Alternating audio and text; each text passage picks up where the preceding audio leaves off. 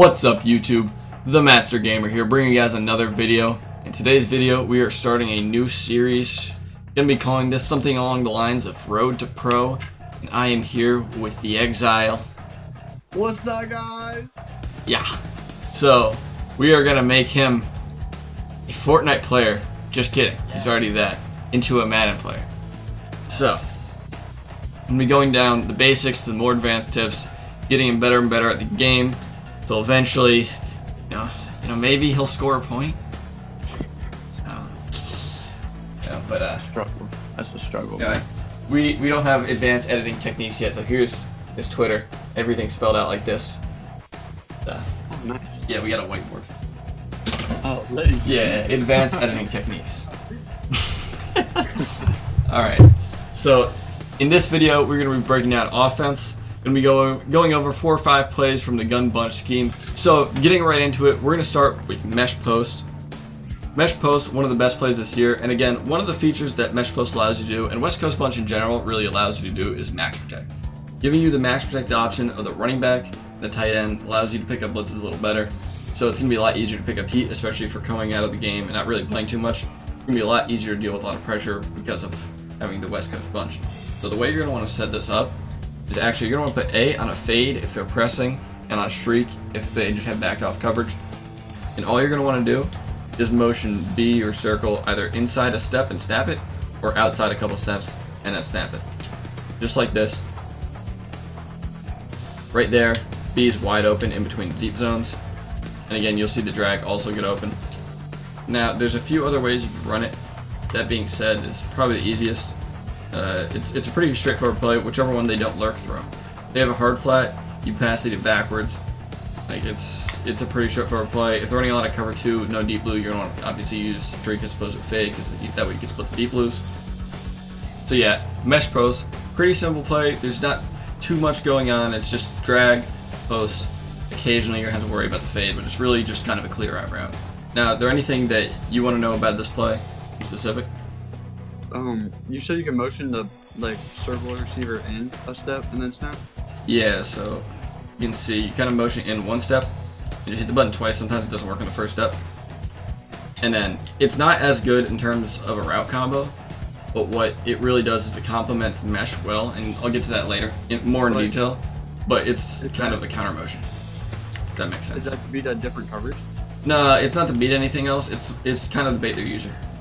So with mesh, you're going to see a similar motion and the same depth of the cut, except you're going the opposite direction. So it's not as good against the defense stock. However, a lot of times people are going to be blitzing and stuff like that, so it's going to be a lot better at baiting the user. That's what it comes down to. It's really only if they're playing heavy on mesh whenever you see that they see that motion. Okay. So that's pretty much it for mesh post, guys. So the second play we're going to be breaking down is going to be halfback dig out. It's going to look like this. Again, you're going to want to max protect and put B on an in. So what this allows you to do is something similar to mesh post, where you could use the same motion. You can use both motions, really. Granted, you don't really want to use the in motion because it takes away from when you want to use mesh post with the in motion. But you can use the same outside motion, and you just make the read. Again, what are they using? Throw the other one. What are they using? Throw the other one. The nice thing about halfback dig out that mesh post doesn't really allow you to do as well is you could throw the streak. Now, depending on their coverage, obviously, some coverage won't give it to you, but for the most part against cover 2, with no deep blue, you'll be able to. It just depends on how the routes get chucked. So right here, the mid read's actually manning up, but you won't really see mid reads too often. You could always, again, if you're in mud, put a drag on the field as opposed to an in.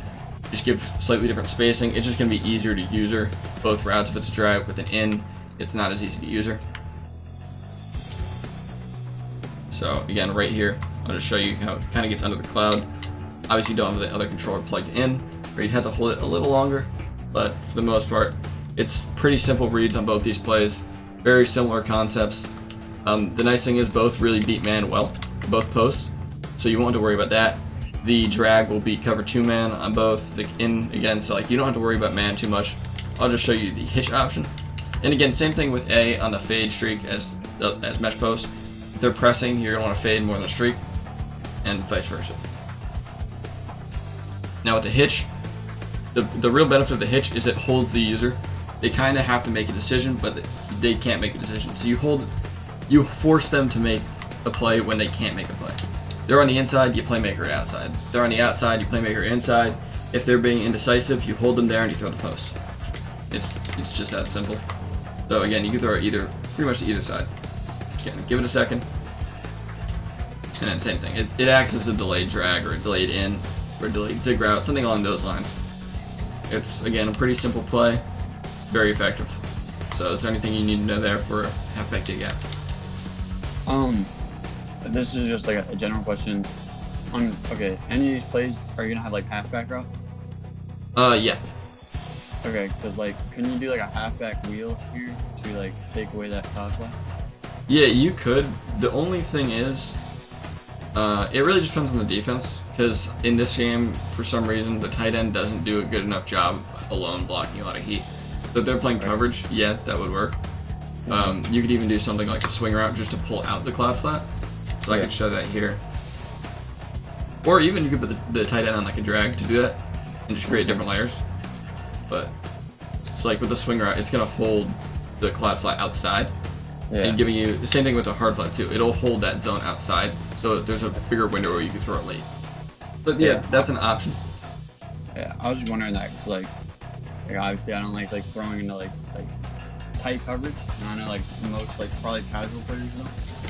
Yeah, I mean that's one of the things that a lot of earlier versions of this offense did. I know there was a setup for mesh post early in the year, and I'll actually just go back and show this, where it was really just max throw, streak, and then you put R1 back on his flat route. I did this backwards by accident, and then that would create more spacing.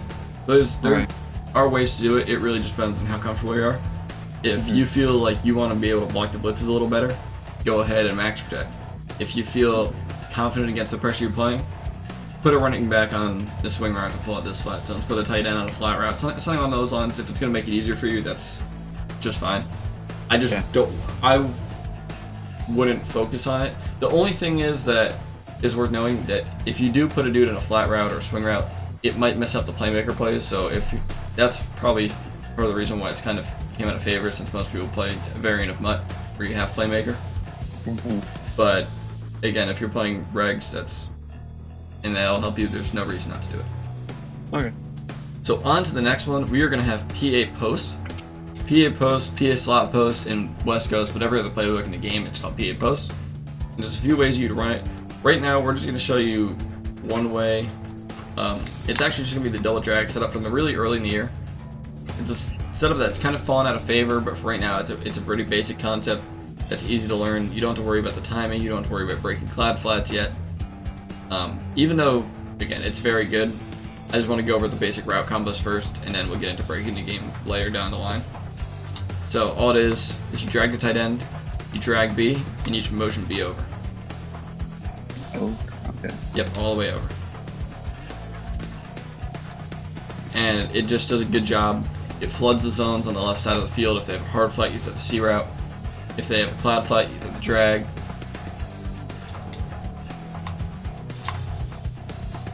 And then if their user lurks low, I mean, you just throw the post. I mean, the nice thing about this play is it's simple reads.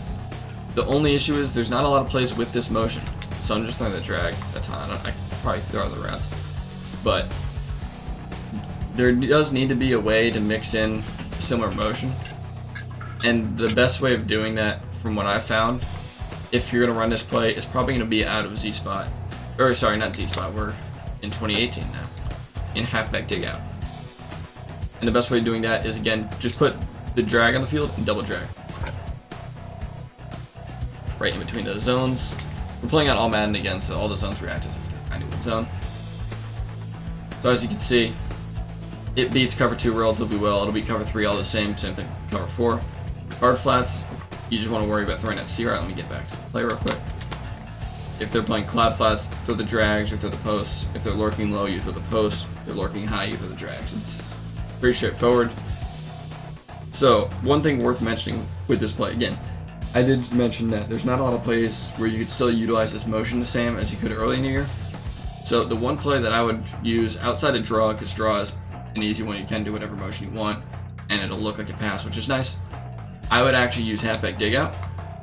and utilize the same concept, except instead of having the C route, you have post, which starts with the same break. So what I mean by that is the same way the C route starts, the post starts in halfback dig out.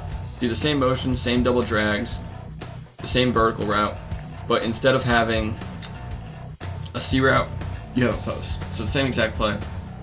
Again, it's halfback dig out, tight end on a drag, B on a drag, motioned over, A on a streak. And the only difference between the two plays is one play you have a post, one play you have a C route, but they both look the same. So if the user's trying to play one, it's very easy for them to get baited.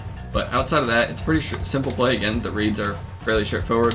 PA blocking is slightly different, so you will have to worry about that, but at the same time, it can help you. It just depends on the heat. A lot of crossfire blitzes get messed up by PA posts just because it forces them to run straight down. But that's getting into that details for another video. But is there any kind of questions you have for PA posts, again, whether regarding concerns with the motion or anything like that? No, but last year PA post you could run the tight end on a streak, I think, and then. Yep.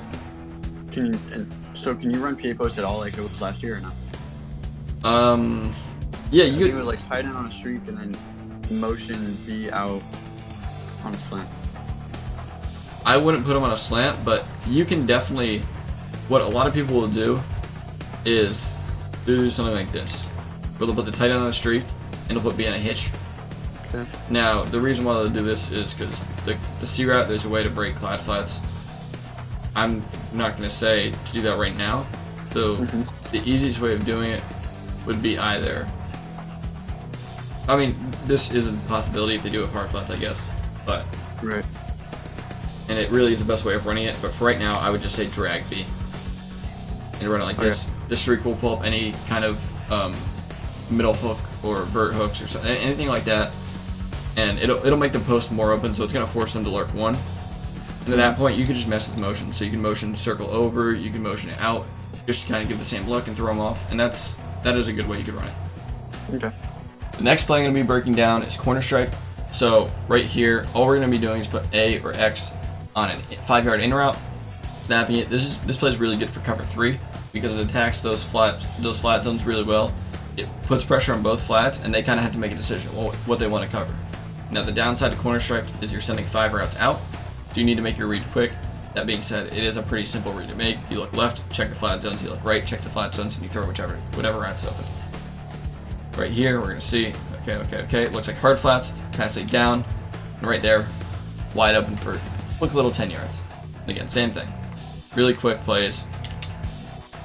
You usually got to make sure you're quick with the read, and that's the benefit and the downfall of corner strike is that by forcing you to hold onto the ball, or not holding onto the ball, make a quick read, there's mistakes that can happen. That being said, I always would recommend to take the sack before you throw a pick. And it's right there. C routes are going to be the C route and corner are going to be hard flats. Then the flat and the table route are going to be hard flats. Or clad flats. It's just that simple. So again, I'll show you one more time against hard flats, and Sanu just dropped it, but there's only so much you can do about that. And then we'll switch over to cloud flats right here.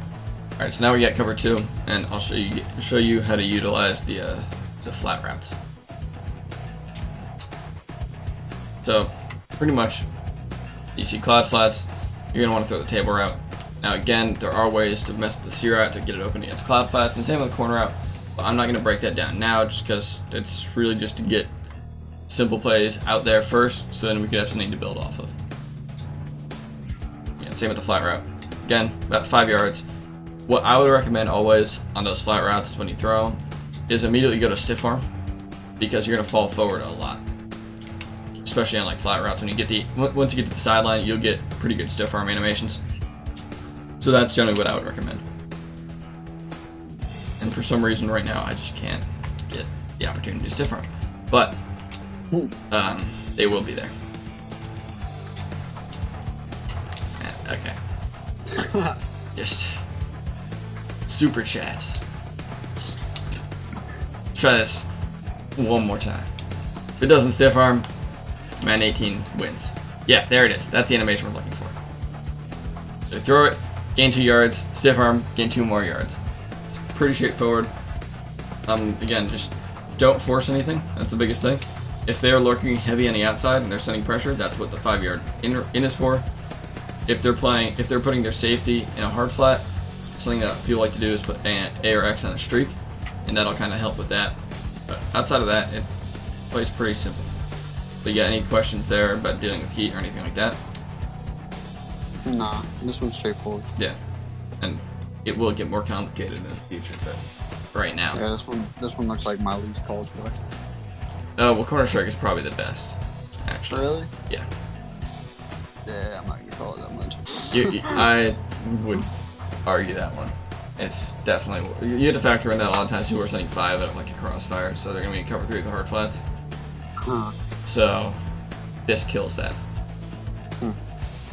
Now, if you want, you do have the option to motion block A. Now, I'm not gonna get into the specifics of that right now, but if they're sending heat out of a cover 3 consistent, like you know what the coverage are in there in cover 3, they're sending heat, and you want to run a corner strike, you don't feel comfortable with your time in the pocket, you can motion block A, and that is pretty much fine. You might have to wait on the corner side a little longer, but besides that, you should be fine. Okay. Now, on to the next play. Next play is mesh. So this is where it gets a little interesting. I'm gonna get on the left hash, get a little farther back. Mesh is kind of crazy. So if you have a 91 route runner on mesh, or let me kind of show you the route combo first. It's just this. You max protect streak A. Yeah, all these route combos are pretty simple route combos in terms of setting them up and just pre-snap. Not a lot of adjustments going on. Quick little one hot route snap kind of things. But mesh is where you're gonna want to motion your dude inside a step and snap it. And again, right here, you see he gets over the cloud flat. Now, if he has 91 route running there, he's gonna beat man also. So he beats man and zone, and it's really hard for them to press because you could obviously get into this same thing with the fade. The fade is kind of what opens up a lot of the offense. Now if you're a mutt, also the reason why mesh is so good is because the option for the playmaker, again, the playmaker backwards or playmaker up, really gives you a lot of options with mesh. In regs, it's not as good.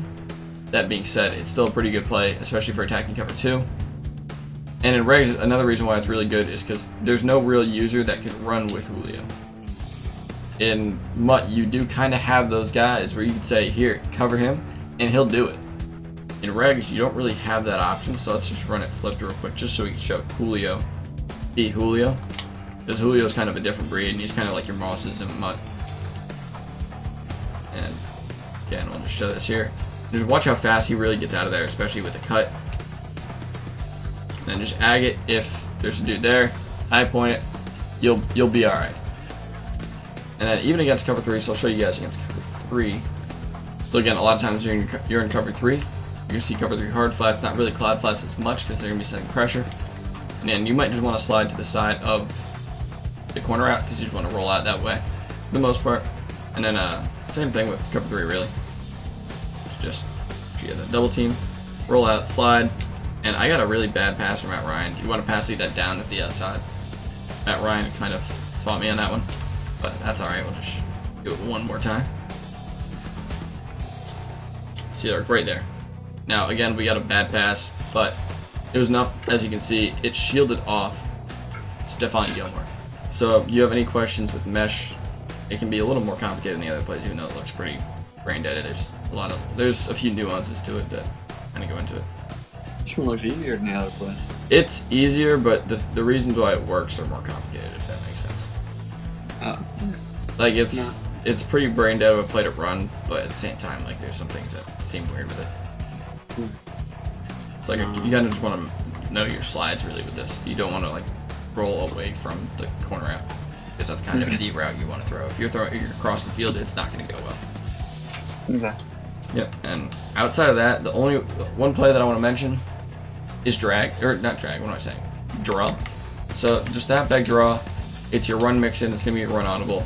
I didn't have it set here just because I just want to go through the passes, make it easier. But the thing about draw is since we're utilizing all these different motions, again, just use draw to give you another play where you can use all the motions. The motion out, motion in a step. I wouldn't motion in a step too much again, but you do want to bait him, force him to run back, whatever, you do have that option. Mostly what I would use in motion-wise would be motioning over circle or B, motioning out circle or B. Alright guys, this has been the first video of Road to Pro, breaking down the basics of Gun Bunch with theXyl, showing him the offense that he's going to be running for the basis of this series. Obviously, it's going to get more and more in depth as we go along. It's an offense that a lot of people are running. It's one of the best offenses in the game, if not the best. I mean, that's all really opinion. There's no real way to say which offense is the best. However, based off frequency or percentage of players alone, people would say Bunch is the best. That being said, it's been the Master Gamer, and I'm out.